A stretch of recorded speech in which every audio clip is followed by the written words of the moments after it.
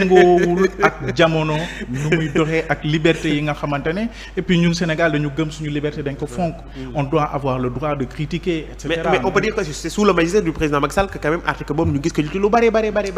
oui moom laa bëgg a wax je vais en venir à ça loolu déjà dañ ko nar a supprimer parce que day faagagal la liberté d'oppression qui sont des libertés fondamentales. Deuxièmement, le président de la République narul jiite conseil supérieur de la magistrature parce que loolu yàgg naa ko wax saa yu amee ay dossiers impliquant des personnalités politiques day am sixi saxa par rapport au soubassement politique de certains dossiers qui impliquent les personnalités comme les rapports yi nga xam ne jaar nañ fi. oui mais déjà moo tax même ñun par rapport au rapport ñun dañu ne rapport yi déjà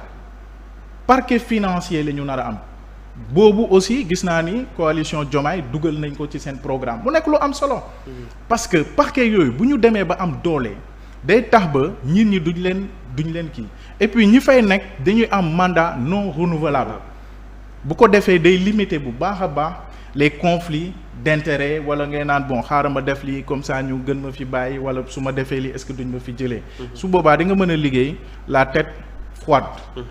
Donc je pense que loolu dafa nekk loo xamante ne lu am solo la maintenant quant à faire des réformes radicales dire que dañuy génnee dañuy indi poste vice-président moom la ñu daan xeexoon de barki dem du temps de Ablaye Wade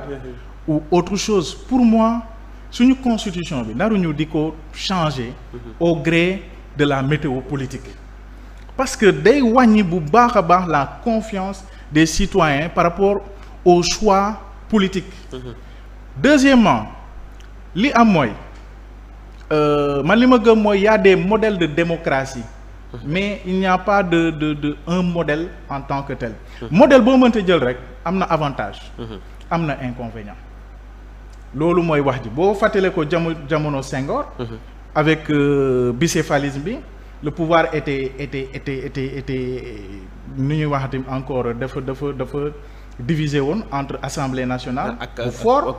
ak président bu fort président bi dañ la fal sur la base d'un programme nga nar a dérouler nga am problème au niveau de l'assemblée nationale pour exécuter loolu yëpp day andi ay blocage institutionnel moo tax président Senghor defoon yenn réformes yi ci li ñu indi yenn régime hyper présidentialisme bi en fait c'est pour dire que système boo jël rek am na avantage am na inconvénient mais lu ëpp solo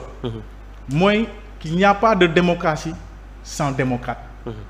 boo jëlee France nga jël Sénégal mais constitution yi différence yi bëriwul pourtant les juges tranchent mais il faut juste des mécanismes yoo xamante ne day def de sorte que ku nar a liggéey dina def liggéeyam et puis ku liggéey ñu sanctionner ko pour moi c'est ça qu'il faut mettre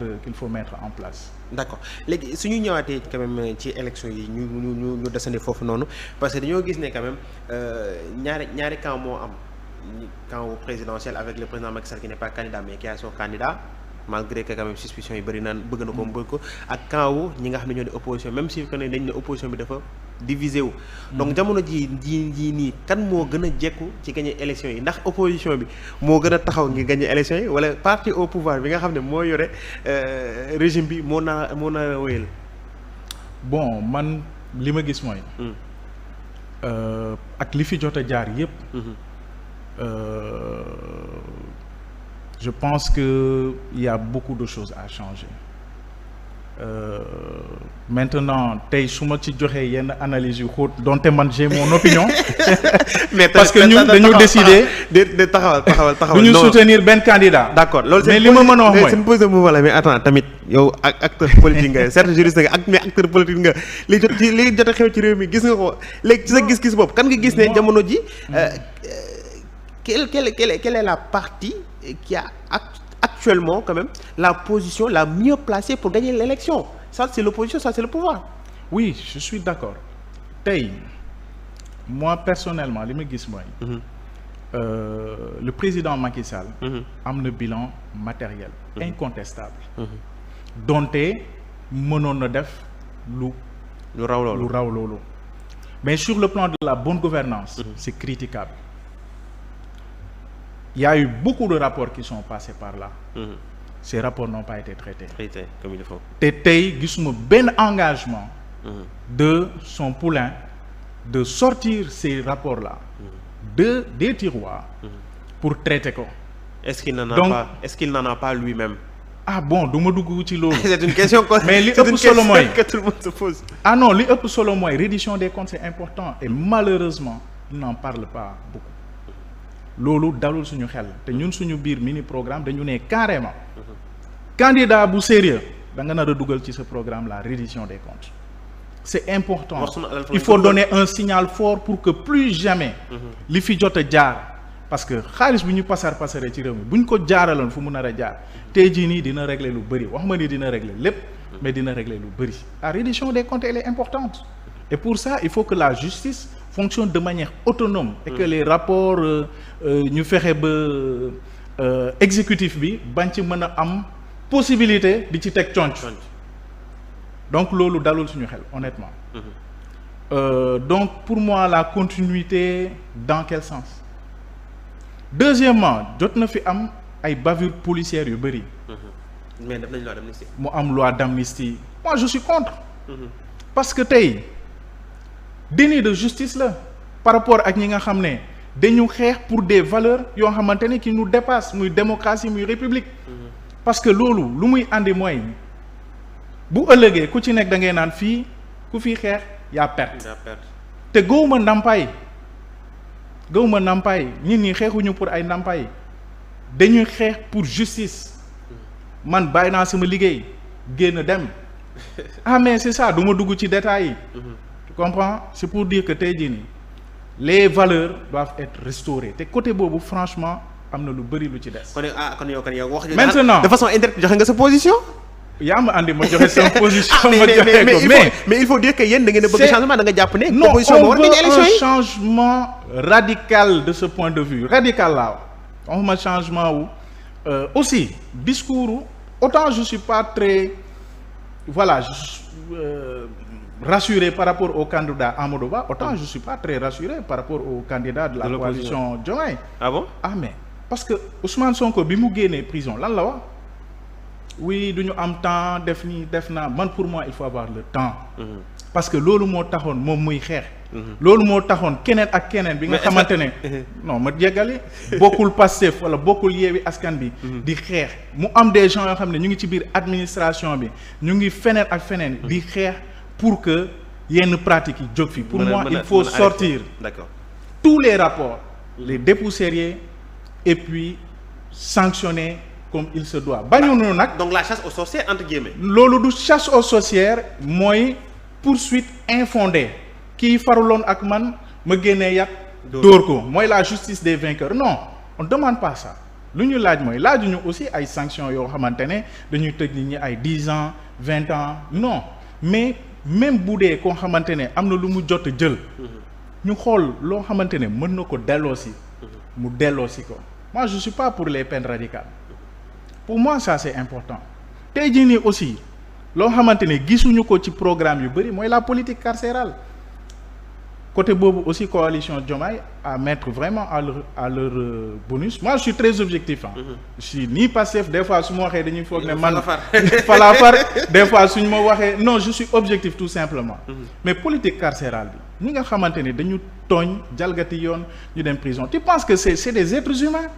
dañu am ak yelleef ils doivent rembourser leur dette à la société mais dans des conditions humaines il faut que ñu désengorger suñu prison yi créer ay prison yu bëri fexe ba parce que nit bu jalgatee yoon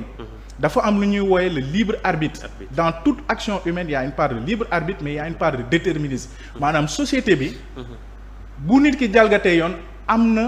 lu mu manqué ci yarinu nit ki donc société bi aussi dafa nar a def wala fan la koy defee aussi ba ci biir prison bi d'accord yar ko former ko pour que li taxoon mu dugg bu génnee mu bañ ko defaat mu am politique de réinsertion sociale loolu c'est quand même important léegi je vais naa poser benn question bu gën a direct comme que sànq wax naa nga ma ñekki ndax Bassirou Diomaye est le favori de la présidentielle loolu mënuma ko wax parce que defuma sondage mais li leer ba leer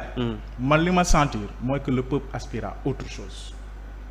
tey jii nii du ma basé wu ci caravane yi rek parce que coalition